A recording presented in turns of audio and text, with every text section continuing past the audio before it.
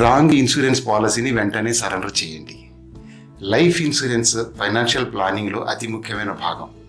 మనం correct policy చూస్ చేసుకుంటే ఇది మనపై ఆధారపడిన వారికి ఒక రక్షణ కవచంలా పనిచేస్తుంది. ఏవైనా అనుకోని పరిస్థితుల్లో, ముఖ్యంగా ఫ్యామిలీలో ఆదాయం సంపాదించే వ్యక్తి లేనప్పుడు అదే పాలసీ సరి అనేది తీసుకోకపోతే మన ఫైనాన్స్కు హరించి వేస్తుంది.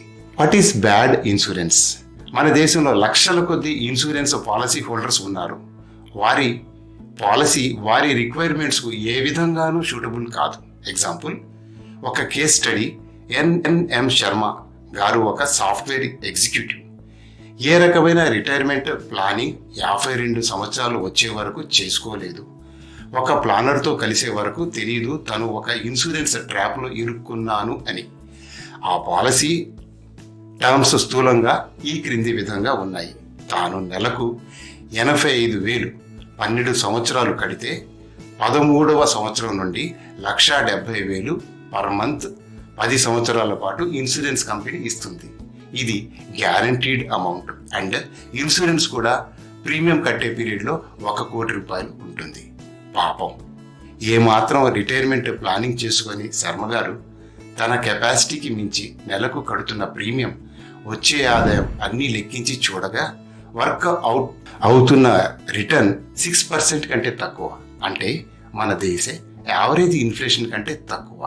తనకు జరిగిన మోసాన్ని అర్థం చేసుకున్న శర్మ గారు అప్పటికే కట్టిన అమౌంట్ 20,40,000. కానీ పాలసీ సరెండర్ చేస్తే వచ్చే మొత్తం 6,12,000 మాత్రమే. అయినా తను సరెండర్ చేసే ధైర్యం చేశారు. తద్వారా తన ఫ్యూచర్ రిటైర్మెంట్ ప్లాన్ కొంతవరకు సరిదిద్దుకున్నారు. బ్యాడ్ ఇన్సూరెన్స్ పాలసీ నుండి బయటపడే మార్గాలు. Option 1, let the policy lapse. మీరు ప్రీమియం పే చేయకపోతే ఆటోమేటిక్గా మీ పాలసీ ల్యాప్స్ అవుతుంది. ఇది అన్నిటికంటే ఈజీ పద్ధతి, కానీ చాలా నష్టం జరుగుతుంది.